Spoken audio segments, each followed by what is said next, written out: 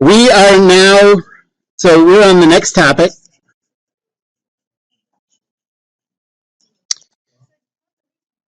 Yes, it's really, so let's think of it as two things, the work energy principle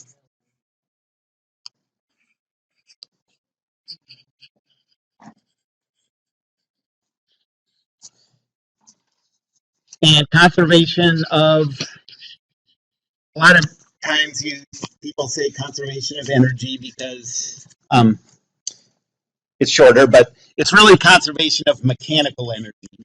It's sort of um, different than just the general idea that energy is conserved.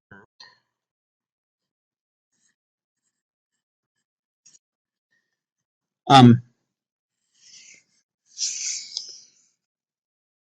so the work energy principle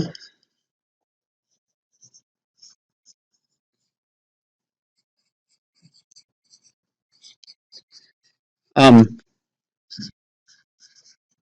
always holds as long as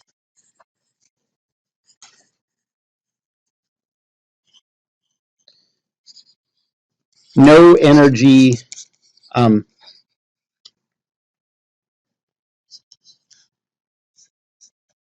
is expressed.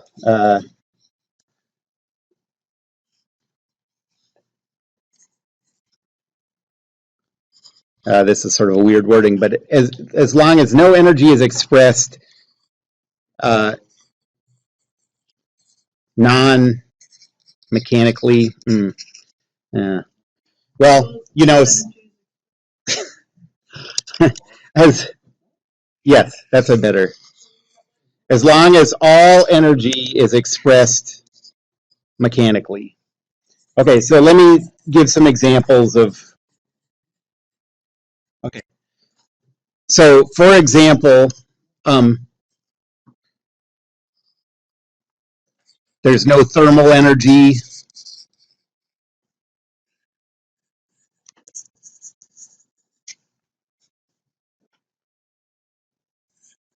Electromagnetic energy.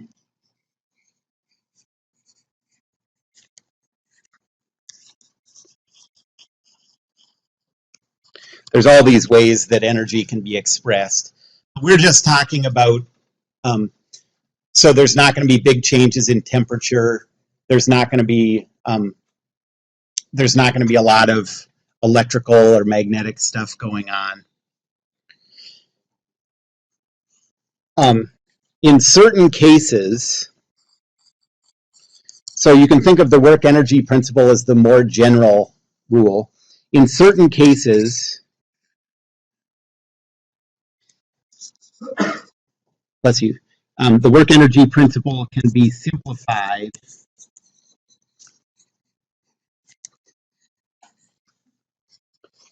to conservation of mechanical energy.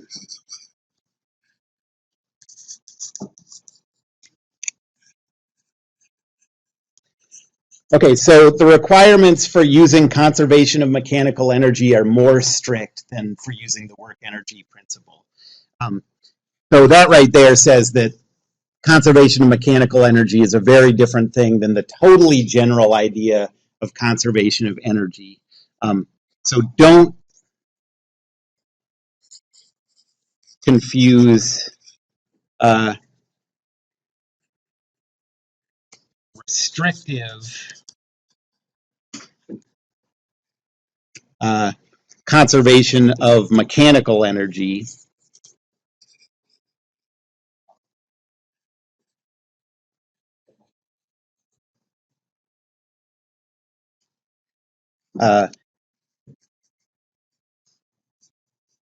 with the totally general, no restrictions at all, conservation of energy overall.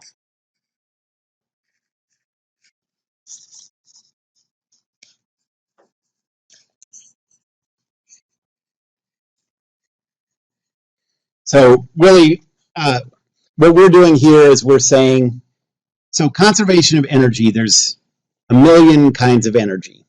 There's heat energy, light energy, sound energy, mechanical energy. There's all these kinds of energy. And if you can, and overall, from one instant to another in the universe, all of that energy is conserved, but you can change that energy from one type to another type. If almost a million of those types of energy are not a factor, they don't change over time, then you can make this very restrictive statement that mechanical energy is conserved. Yep.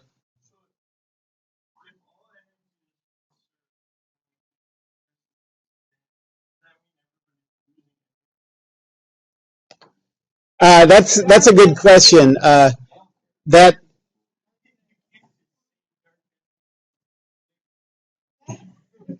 Yeah, that kind of stuff is not. It's not my. I'm not really a physicist, so that's not really something that I know that well. But one thing that's let's not go there. Okay, so no, that's fine. Uh,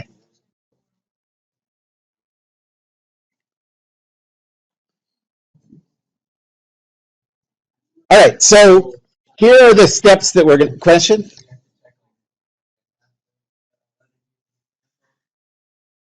There'll be certain cases where, just from like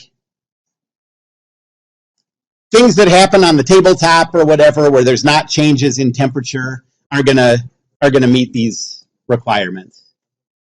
But not everything meets these requirements. So, like for example, you can't use conservation of mechanical energy to figure out what's happening in a heat engine or an explosion. Things where there's huge thermal changes. Okay, so here's the order of topics that we're going to do.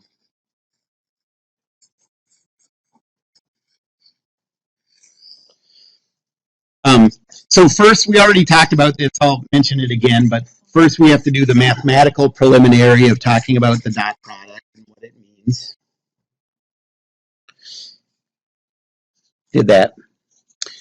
Then we're going to use the dot product to talk about calculating work and talk about what work is.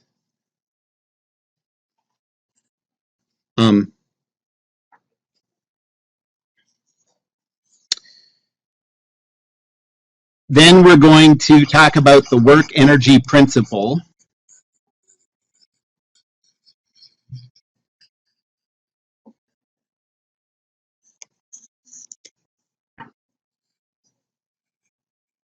This is the most general energy equation for us. And then last, we're going to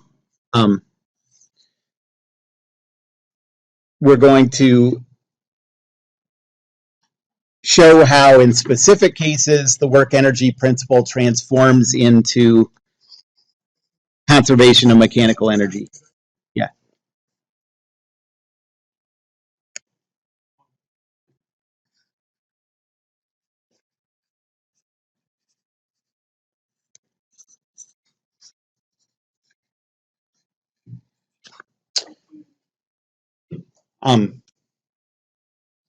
And I want to keep emphasizing that the work energy principle is the source of conservation of mechanical energy, and that this is just sort of a dumbed down version of the work energy principle that we'll be able to use under certain conditions. Okay.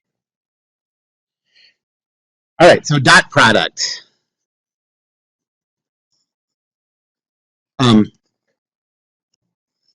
So say that we have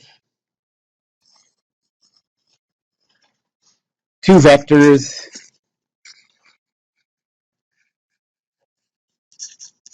u and v. You can think about the dot product a couple of ways. The first one is u dot v.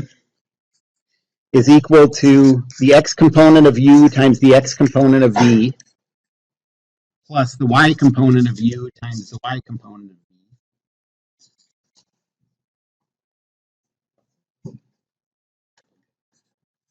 v. And notice that doing the dot product, we start out with two vectors and we end up with a scalar. So we don't have a vector at the end. And actually, that since we're going to use the dot product to calculate work, which is a sort of a type of energy, a change in energy, that gives some insight into the fact that energy doesn't have direction. All of the main quantities that we've talked about so far have been vector quantities. They've had direction. Energy is not that way. You don't have 40 joules of energy west. You just have 40 joules of energy or you've lost it, you know. You have lost it. You're going to get it back, though.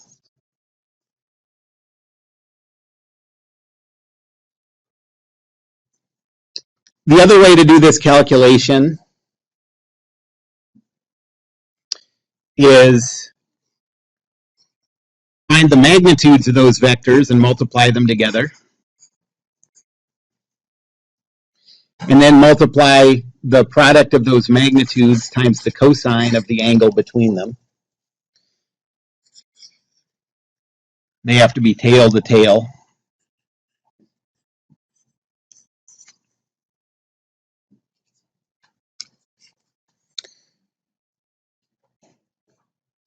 And this tells us that if you take the dot product of two angles that are of two vectors that are perpendicular to each other, the dot product has to be 0.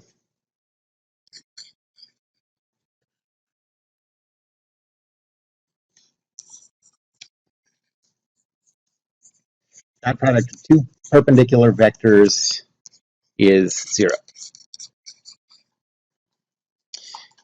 And then there was a third one that I mentioned last time that said blah, blah, blah. Really, the important thing here is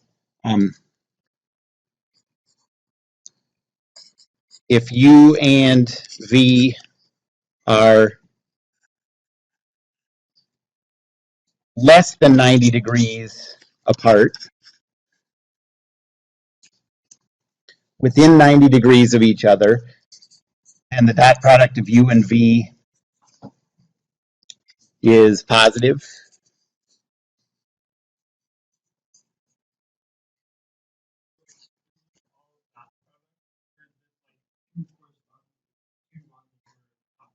no, this is all dot product.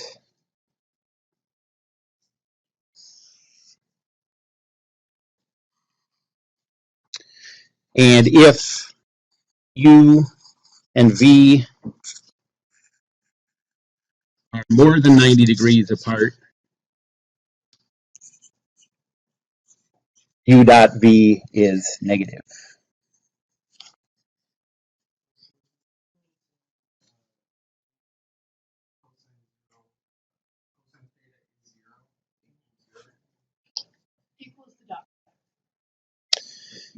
So if u and v are perpendicular, you know, which they're not most of the time, but if they happen to be perpendicular, then u dot v would be 0.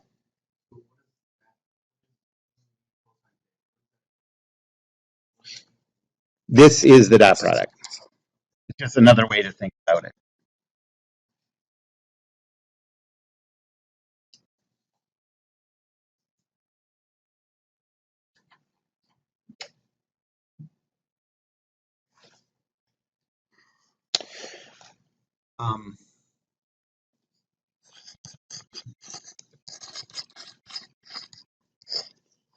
Okay, so here's an example. So let's say that the vector u is 3, negative 4. And the vector v is 2, 0.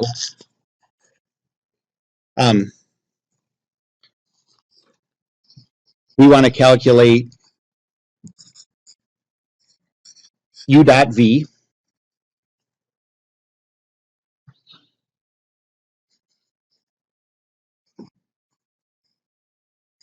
V dot U. And then we want to figure out if they're within 90 degrees or, greater than 90 degrees apart. And then we'll just think about those physically and compare our answers with that.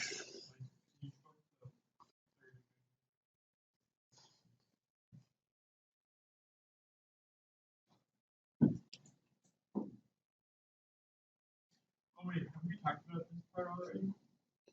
And this problem? No, like the more than 90 apart. That's number 3 here. Yeah, but didn't we talk about it last time? Yeah, we did. Oh, we did. Yep. I'm just rehashing what we did last time.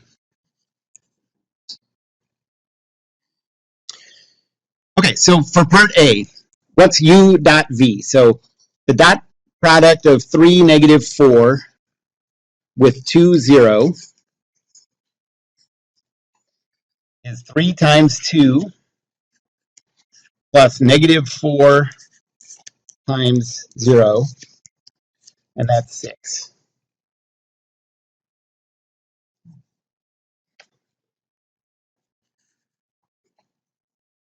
Part B, we want to do just the other order of dot product, so 2, 0 dotted with 3, negative 4. Yep, it's got to be the same since this is just defined by multiplication.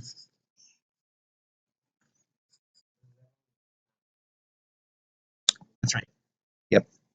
And so 2 times 3 plus 0 times negative 4 is equal to 6.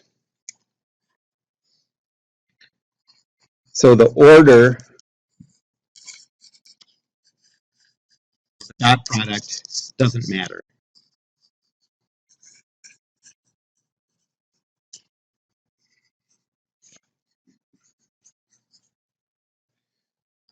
The other most common way of multiplying two vectors is called the cross product. And in that one, the order does matter, but here it doesn't. Yeah. Yes. It's always a scalar. Yep. And a lot of times people talk about the dot product as the scalar product because of that. And the cross product is a vector product because the output is a vector. Okay, so now part C. Are these within 90 degrees or more than 90 degrees apart? 6 is positive. So U and V are less than 90 degrees.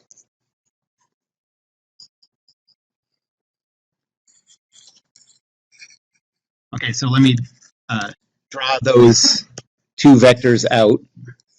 I'm going to put them tail to tail. The vector U, 3, negative 4,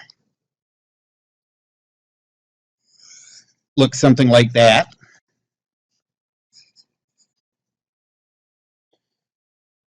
The vector V, 2, 0, looks something like that. And so when you put them tail to tail, the angle between them has to be less than 90 degrees because the dot product is positive. Okay.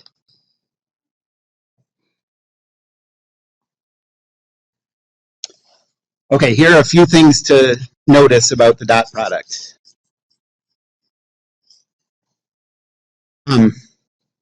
First one is order doesn't matter.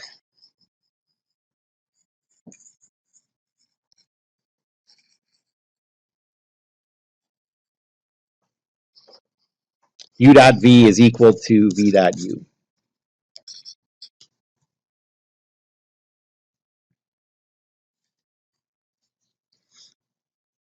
Second, just sort of talking loosely about it, sort of intuitively.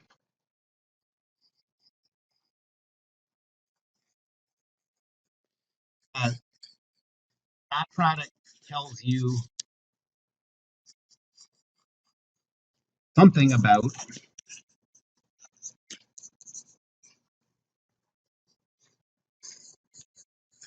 to what degree two vectors are in the same direction.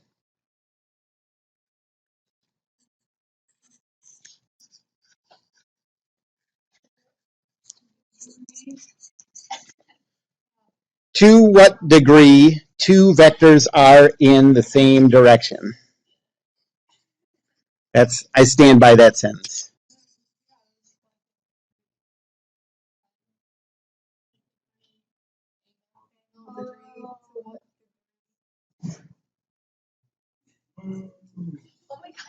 Okay, I get it.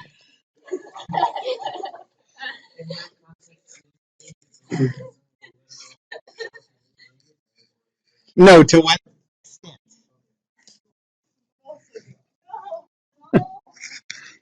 No puns in this class.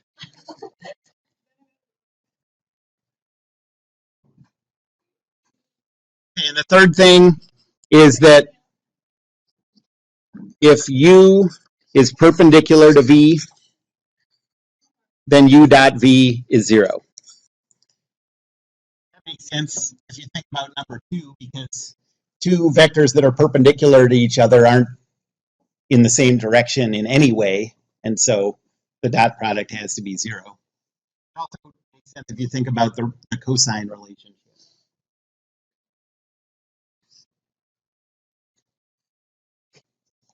Okay, so now we're going to talk about work.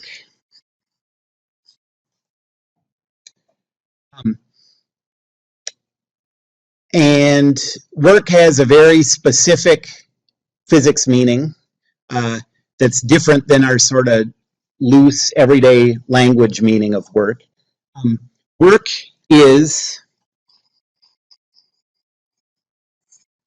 a change in an object's energy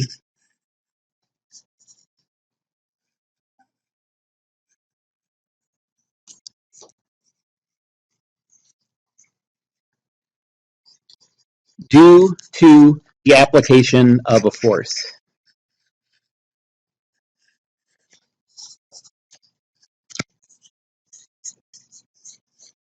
Okay, so work has to be a change in energy. Something doesn't have work or not have work. It's a process.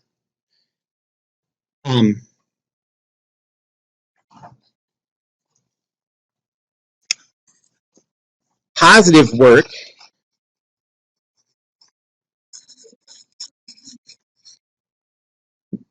work is when an object's energy increases.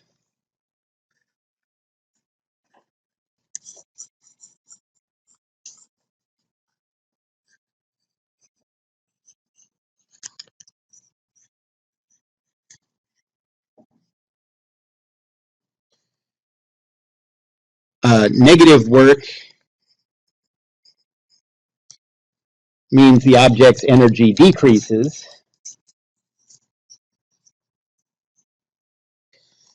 And not all changes in energy are due to work. There's other ways to change an object's energy besides applying forces to it. The easiest example is you can change an object's energy by putting it in contact with something at a different temperature. If you put a pan on the stove, the temperature of the pan goes up because it's in contact with the fire from the stove, and as the temperature of the pan goes up, its energy goes up. Yes, that's a perfect example in Ag 2. And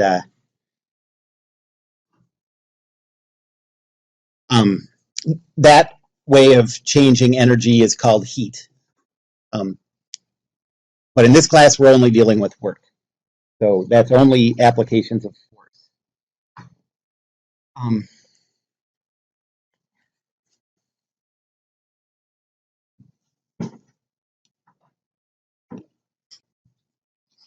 The SI units for work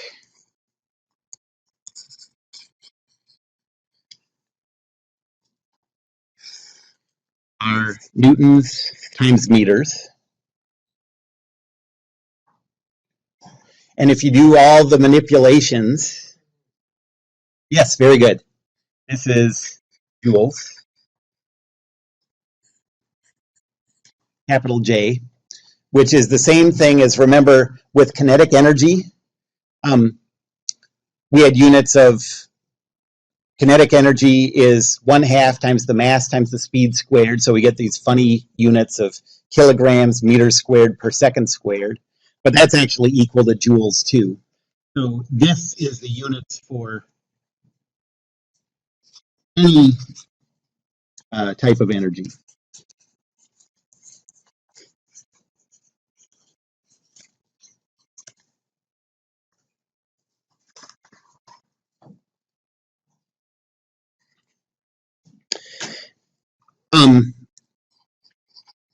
Work is defined through a line integral.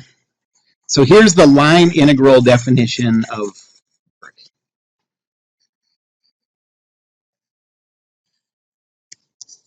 You like them? Have you guys all talked about line integrals ever? No. Okay. Well, here's the definition, and I'll give you sort of the intuitive idea of what this means. We're not gonna do complicated line integrals, but so work is equal to the integral over the whole path of the object of the force vector dotted with the infinitesimal line of motion dr.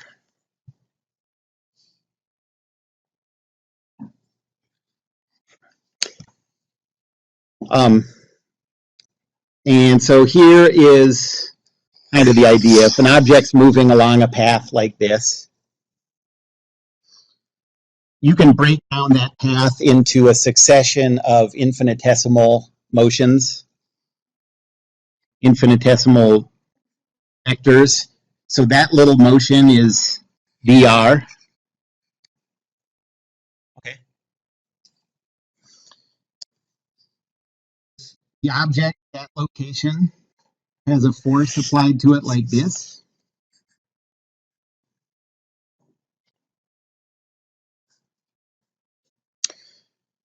Then over that infinitesimal motion,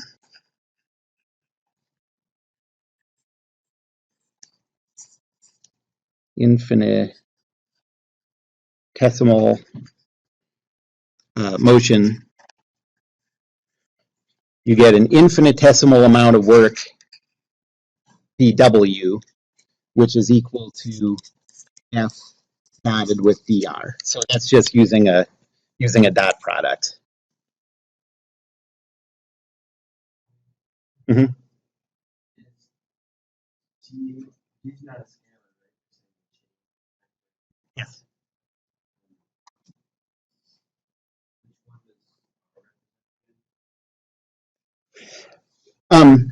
So the object is following this path, okay, and it's a continuous path. It doesn't have any straight line parts. But as you shrink down smaller and smaller, you can start approximating this by small straight line parts. You know, you can imagine doing like an approximation where this was estimated by 1 millimeter motions, and each one of those is a straight line, and it would track that motion.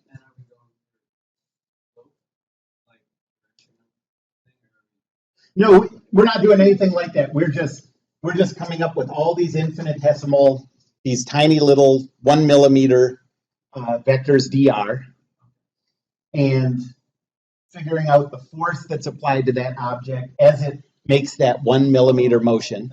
And then we're just taking the dot product of those two vectors. But it's going to be, if dr is 1 millimeter, then dw, even if that force is huge, this is also going to be small. Add them all up. Yep. Yes.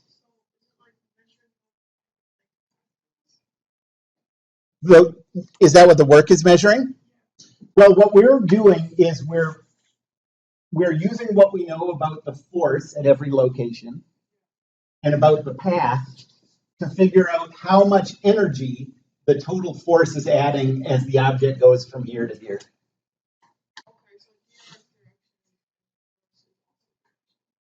dr is direction and force is the force vector that's applied. Okay. So, you know, if instead of being infinitesimal, this vector dr was the vector 8, -6 or something, and this force was 100, 400, you could take that dot product just like we just did in that example. And now instead of this being whatever I said, 8, -6, instead it's 0.00008 -0.00006, you know, it's infinitesimal. So even smaller than what I said. But you don't have to really think of it as infinitesimal. You can just think of it as small, you know.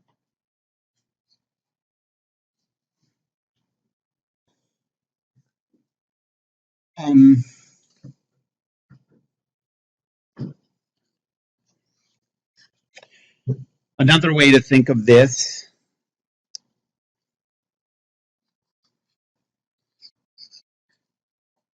if f sub s is the component of the force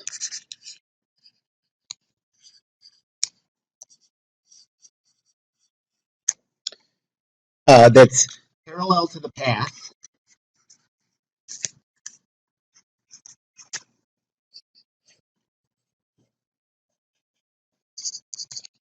at each location, then you can think of this work calculation as being equal to the integral over the whole path of fs ds. Okay, so if instead of knowing what this force is as a vector, we know at every instant how much of this force F is in the same direction as dr, then we can do it not as a line integral, but just as a regular integral.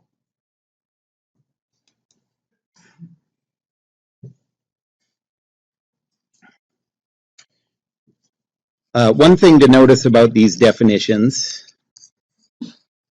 and this might be a little bit surprising, is no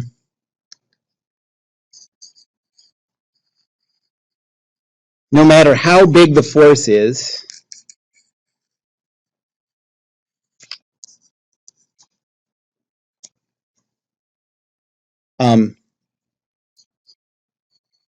it doesn't do any work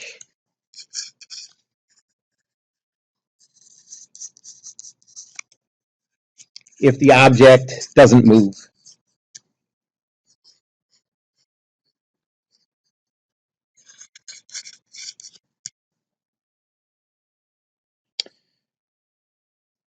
And that can sort of make sense if you think about so work is a change in energy, and positive work means energy is increasing, negative work means energy is decreasing. If you think of energy as being kinetic energy, remember kinetic energy of an object, if the object's mass stays the same, the kinetic energy just rises and falls with how fast it's going. If the object just stays at rest, how much kinetic energy, you know, so like I'm super strong, so I'm putting tons of force into this right now. But like, how much am I increasing its kinetic energy? 0. Its velocity is the same no matter what, you know. Yes.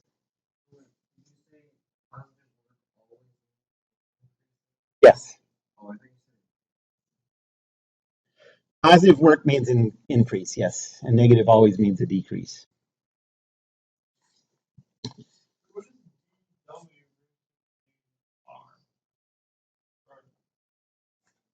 Okay, so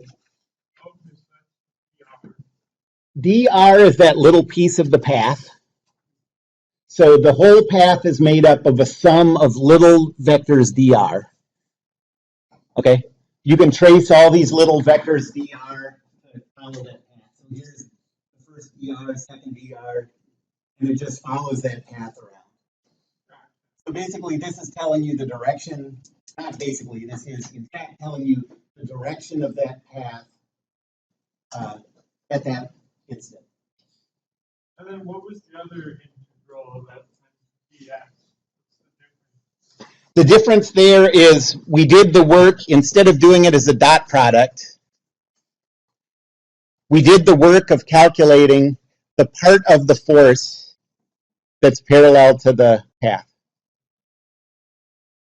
He's not listening. Okay. Part of the force, Fs is the part of the force that's parallel to the path. So instead of doing a dot product, we've already figured out what part of the force is parallel. So dr can go any direction. Fs has to be, yeah. And then ds is just tracking along that path. Okay, so let's do an example, shall we? Let's say that we have a force vector that's equal to 100x, 100xy. Okay, so that force vector is a function of the location.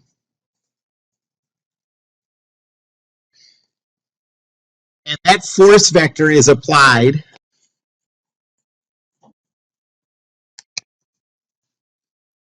to an object as the object follows this path. So there's the coordinate system. And let's say the object goes from 0 to 2 in the x direction, and then goes from 0 to 2 in the y direction. Okay, so there's the path.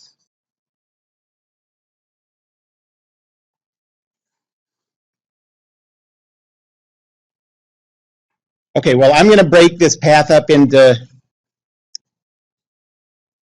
two pieces.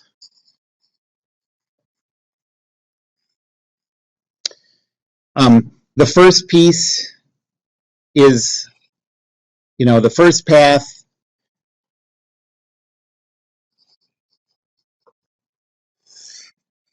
is this. And the work over that first piece, I'll call that work 1, is equal to the integral over path 1 of the part of the force that's parallel to that path times ds. Okay. What's the part of the force? So here's the force vector up above. Which part of that force vector is parallel to that horizontal path?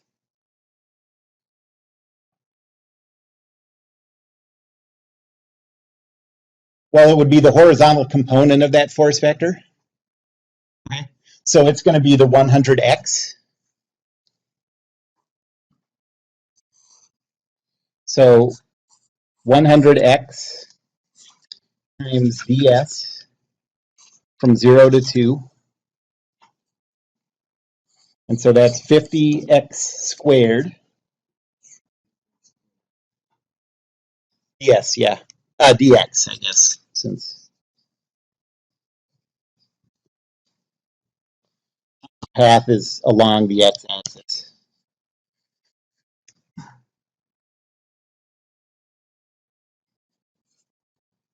Zero to 2. And so this is positive 200 joules. Well, we don't know the units, I guess. But it's an energy of positive 200 that matches whatever the units are.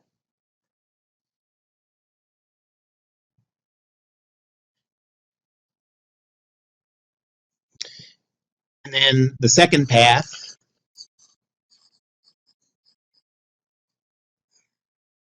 does this. The work over that second path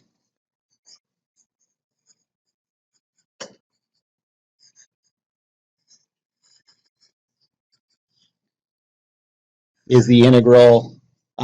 We're going from the point 2, 2, nope, 2, 0 to the point 2, 2.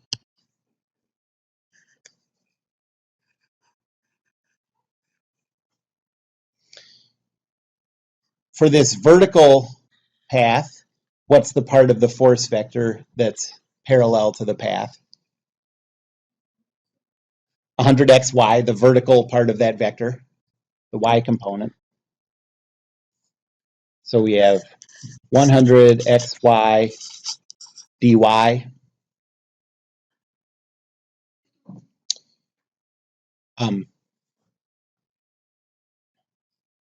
And so integrate with respect to y, you get 50x y squared evaluated from the point 2, 0 to the point 2, 2.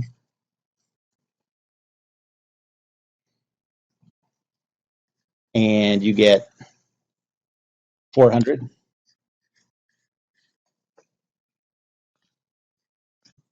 So the total work is 200 plus 400, 600. Okay, so energy was added to the object over that whole path.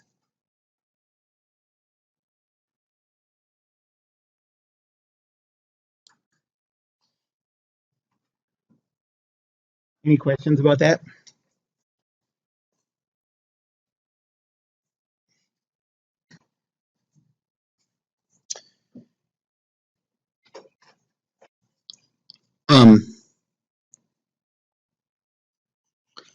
Something to notice, don't get these confused.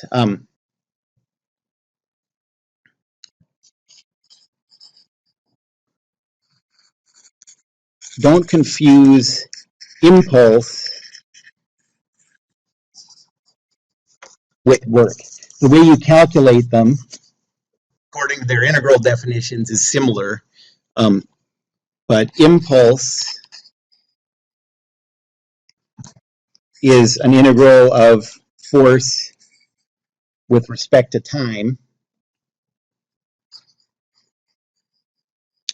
and work is an integral of a component of a force with respect to its path, whatever it's being parameterized by.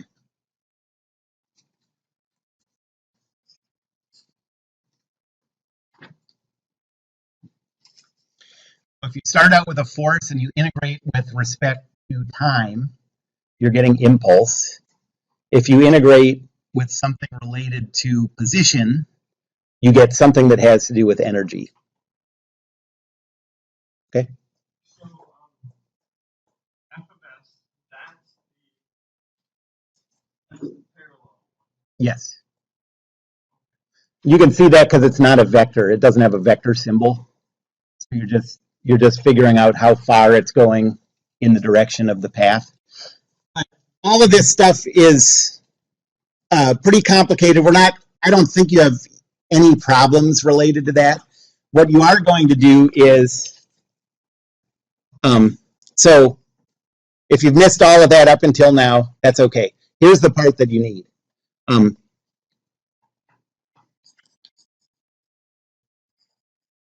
This gets simple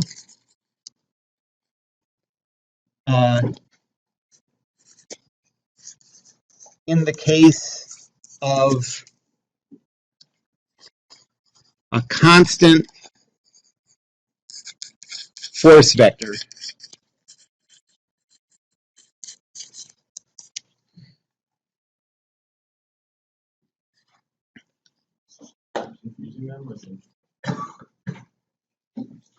Doing the integral.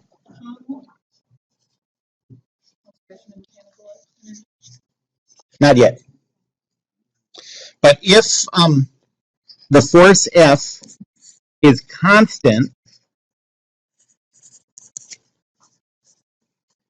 as the object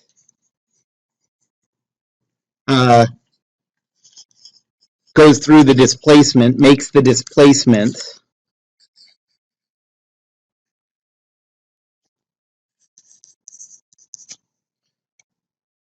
d vector, then the work done is just equal to the force vector dotted with the displacement vector. This is the first one that's going to really be useful. Okay, question?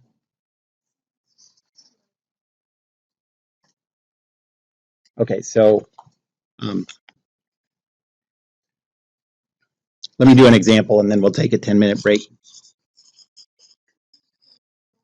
Yes, I just get so excited.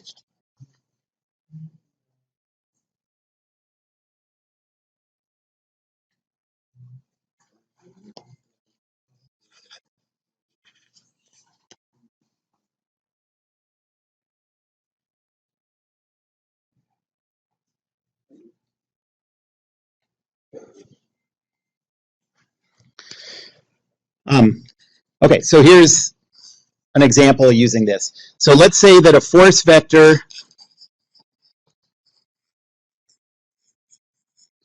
of 50, 80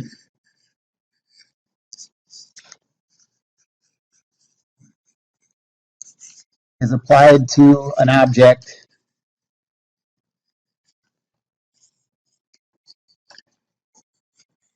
as it travels from the point -10, -6 to 2015.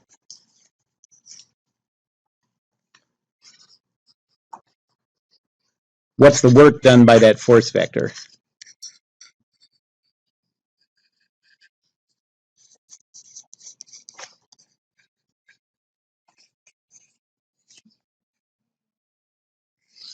Yeah, so that's one interesting thing to notice is I didn't say anything about the path that it took. It doesn't matter in this case.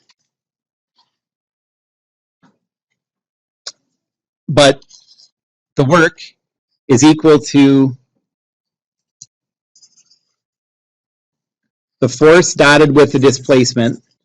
Why is the work equal to the force dotted with the displacement in this? Why don't we have to use the integral? Because it's a constant force. So that's the key thing. If you ever have a work calculation with a constant force, you're happy. You don't have to do the integral. The force vector is 50, 80. The displacement vector is 2015 minus -10, -6, which is 30, 21.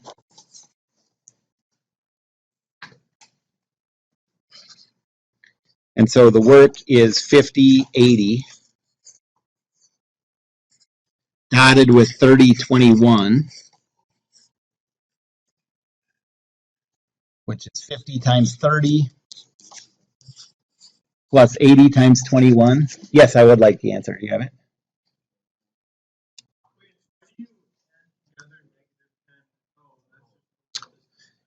It's displacement. So displacement, you take the later position vector minus the earlier position vector.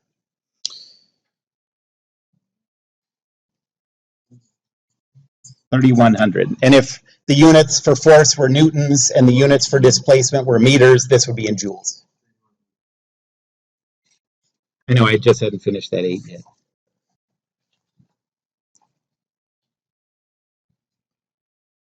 Okay, any questions? Okay, let's take a 10-minute break, 7-minute break, come back at 9, and when we come back, Joseph is going to be high energy. Yes!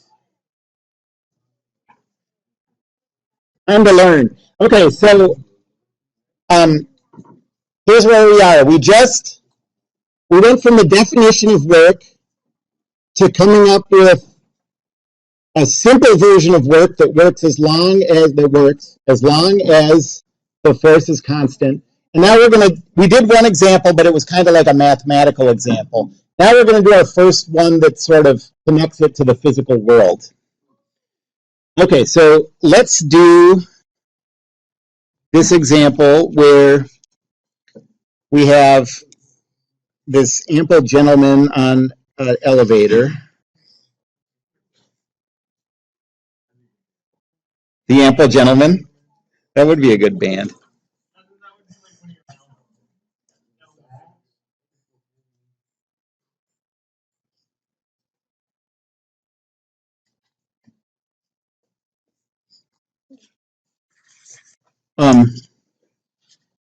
And let's say that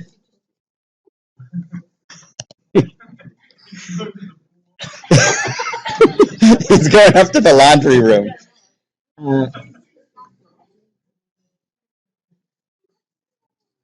And the passenger's mass is 100 kilograms. Nope.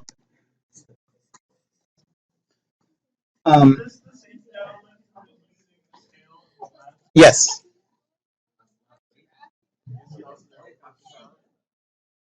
I don't remember. I don't think so. That's a different guy.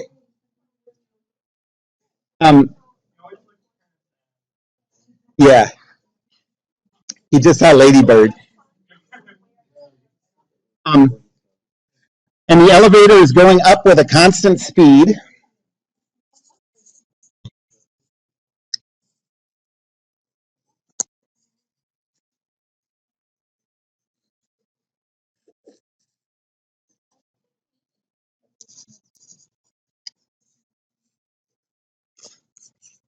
Okay, so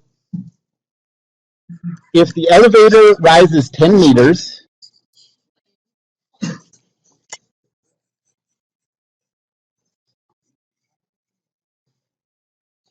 and now here are the questions.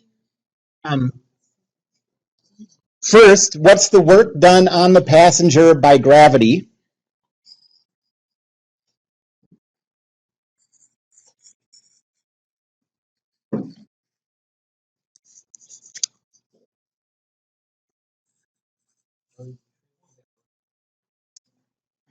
We don't even have to do that. We're just not considering it, you know.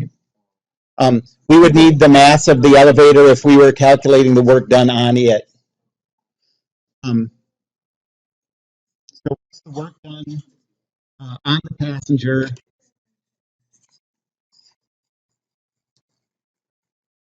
by gravity? Second, what's the work done on the passenger by the floor of the elevator?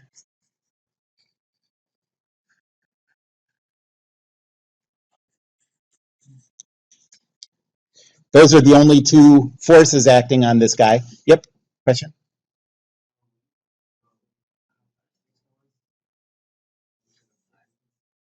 It's not a function of time. It's a function of the displacement, you know, the path. And then last, what's the total force? Oh, sorry, what's the total work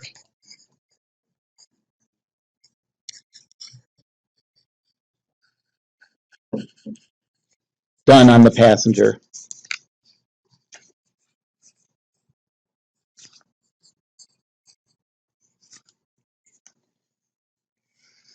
Okay, so the only forces acting are the weight, the force from gravity, and the force from the floor of the elevator.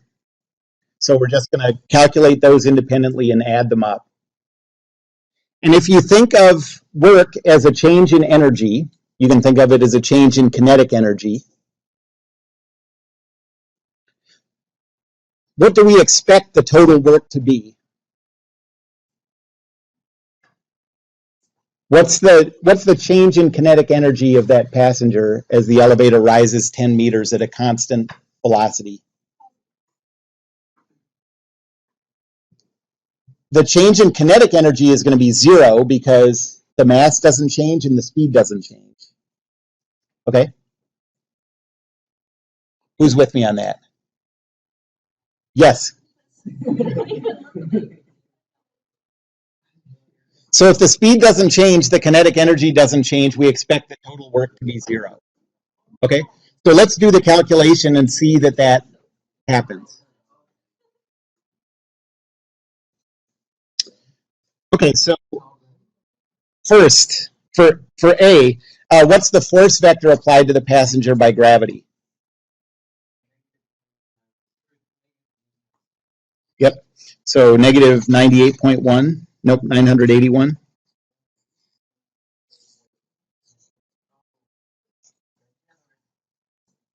What? He has 100 kilograms. For that guy to weigh 10, have a mass of 10 kilograms, he'd have to be like 6 inches tall.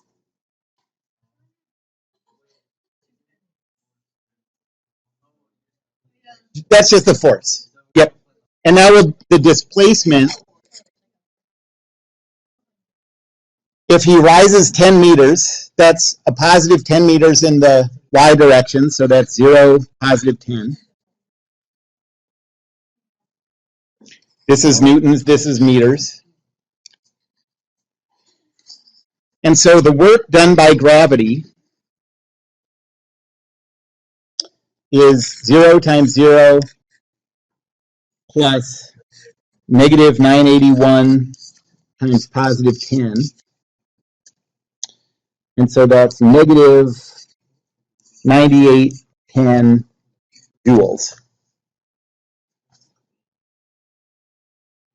Okay, so why is gravity taking energy away from this guy as he rises 10 meters?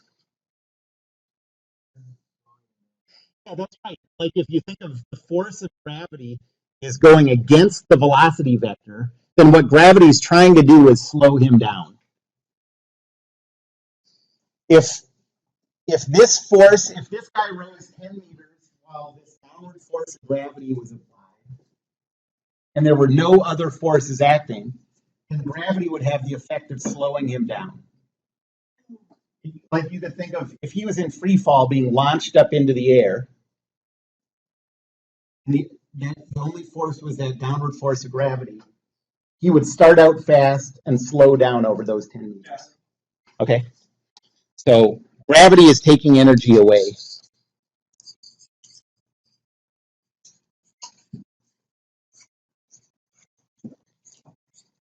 Okay, now for part B, we're trying to calculate the work that's done by the floor of the elevator. We have to know the force that the floor of the elevator applies. What's that going to be? Well, there's no acceleration. Yeah, that's right. And what you would get is the force from the elevator, the normal force, would just be 0, positive 981, because the force of gravity and the normal force have to be equal and opposite if there's no acceleration. You know, we would get this from Newton's second law. If you don't see that right away, then when your English teacher is just blabbing on and on, do this on your paper so you have something to do to shut that nonsense up. Okay? What? Oh, I don't? Oh, okay. No one told me that. Oh, okay. Oh, okay. Oh, okay. Well, so do it during lunch. Is it okay? Can I talk bad about lunch and have them do it during lunch? Okay. So do it during lunch. English is important. Or homeroom. Okay. Yes, Jeannie. Because we would do this. We would draw a free body diagram of this guy. And there would be a downward force of gravity of 981, an upward normal force, and then Newton's second law would say 0, negative 981, plus 0n is equal to zeros because there's no acceleration. And so n is equal to 981. See that? Okay. So the work done by the elevator is 0, 981 added with 0, 10. And that's equal to 0 times 0 plus 981 times 10. And you get 9810 joules. That's positive. So energy is being added. Okay, does it make sense that the floor of the elevator, the upward force of the floor of the elevator is increasing the present energy? Does that make intuitive sense to you? Yeah, and if you think like if gravity was removed and the only force applied was this 981 Newton force pushing on the person's feet, the person would speed up as he rose 10 meters. Okay? And so now for part C, what's the total energy? The total work? It's negative 9810 from the weight plus 9810 from the floor of the elevator. So 0 joules. And that makes sense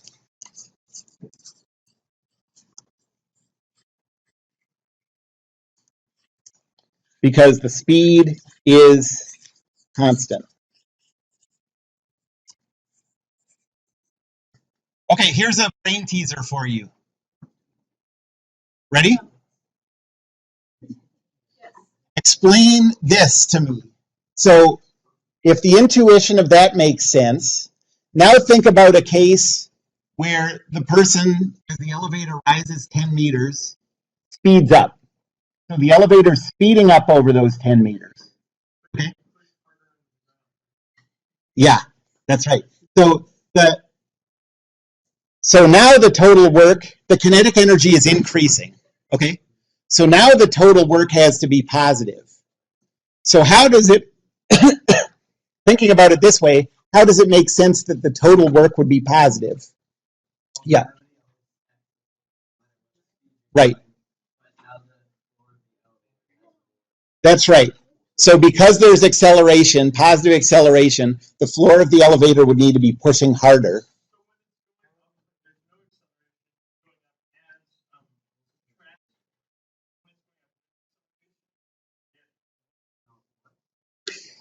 Gravity is still going to be removing energy.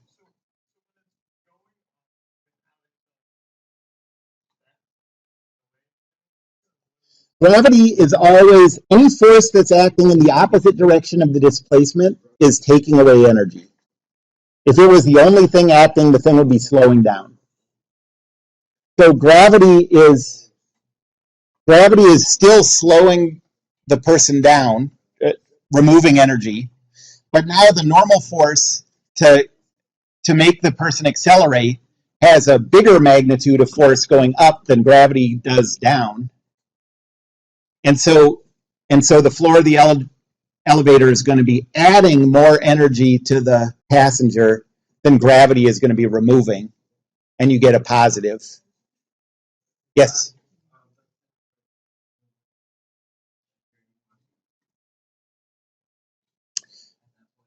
Well, let's do that calculation.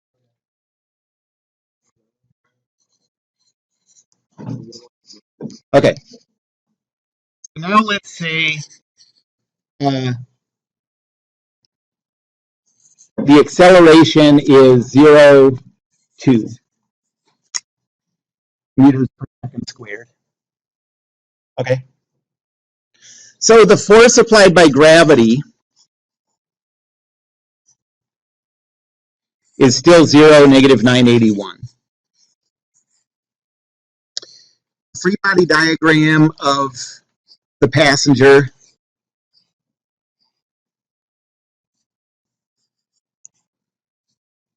has the weight acting down, the normal force up, and so Newton's second law says 0, negative 981 plus 0n is equal to 100 times 0.2. And so the normal force is equal to 1181. And normal force has to be bigger now because of that acceleration. And so the force applied by the elevator is 0, positive 1181 newtons. Okay, so now the work done by gravity, that's not going to change from the last example. That's still going to be 0, negative 981, dotted with 0.10, and you get negative 9810 joules.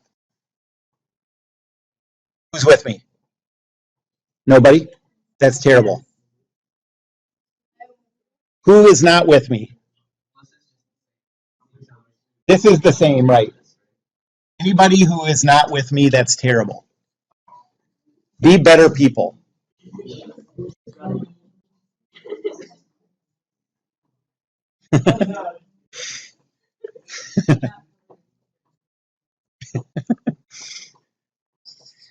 Okay, and the work done by the elevator, this is the one that changes. Okay. Is the force of 0, 1181.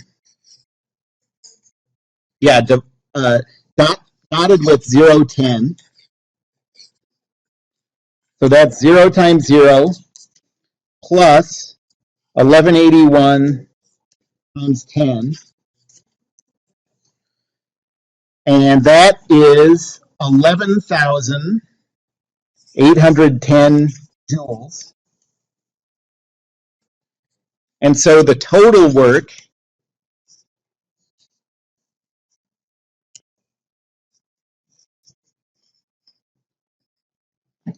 is negative 9810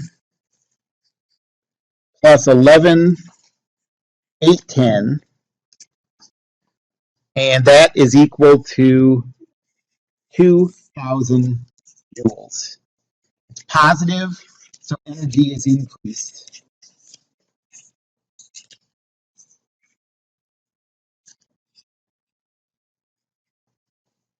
And if energy is increased, the kinetic energy goes up, the speed goes up.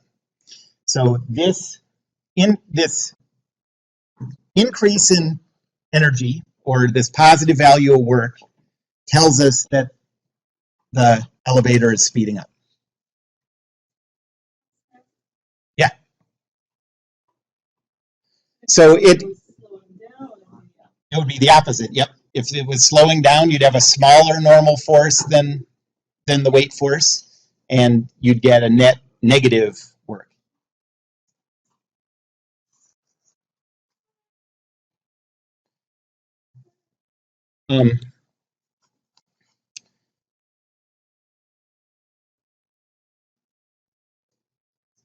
Now, there are some forces that always do zero work, and we're going to take advantage of that in almost every problem we do, maybe every problem we do.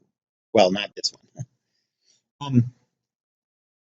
So here's an important fact about work.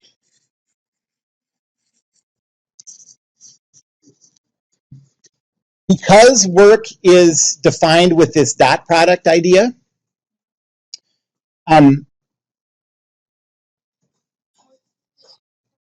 Any force that's always perpendicular to the path does no work.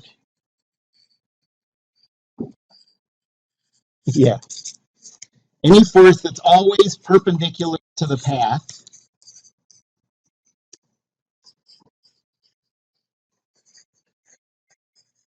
does zero work. And this really is the main reason that energy methods can sometimes be easier to use to get the same result as Newton's methods, as force methods. So here are the important cases.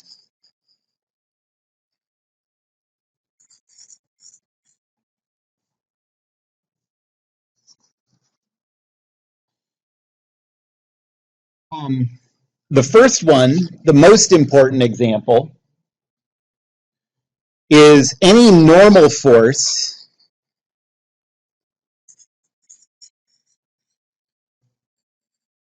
in rolling or sliding problems.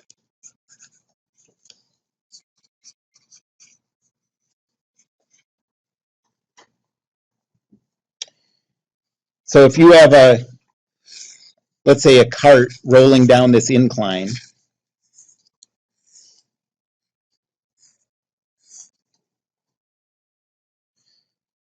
the velocity is, it could be either way, but it has to be parallel to that surface.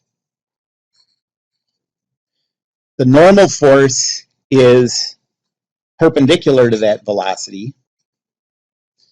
And so that normal force isn't doing any work, even though it's applying a force. And that's even true, this is kind of the amazing thing,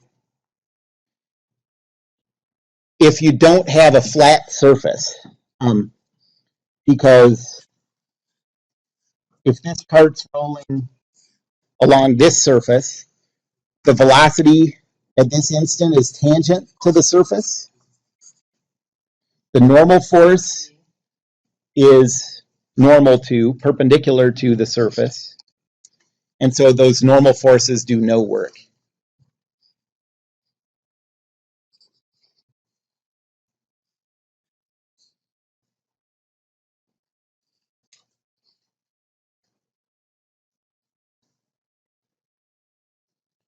Ah.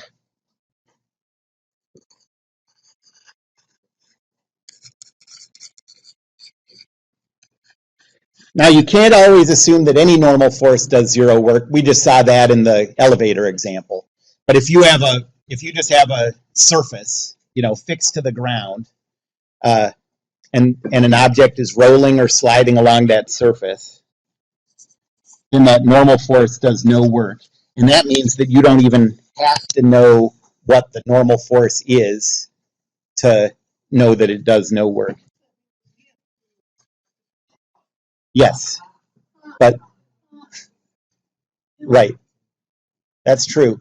But mental work is not work in physics. Because, yeah, that's true. That's chemical energy. Yes.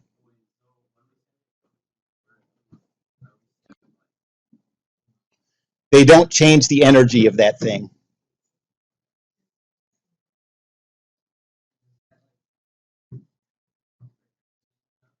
Well, gravity still does, and any other force still does. It's just that normal force doesn't.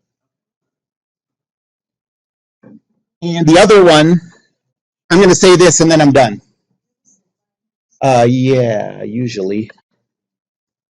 Over there. You see it? Any centripetal forces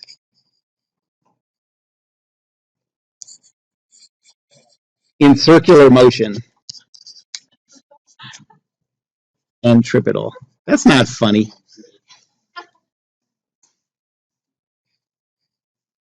Heard funny stuff before, and that wasn't it.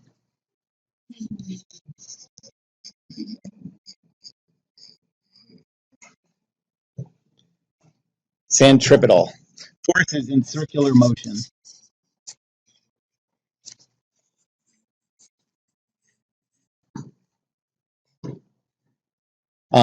So for example,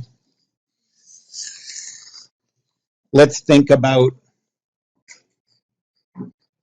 a setup where you have a string connected to a ball that's moving along a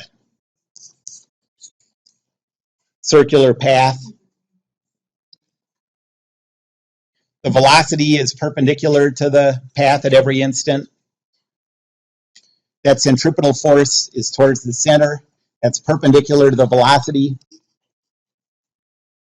And so that tension in that case does no work.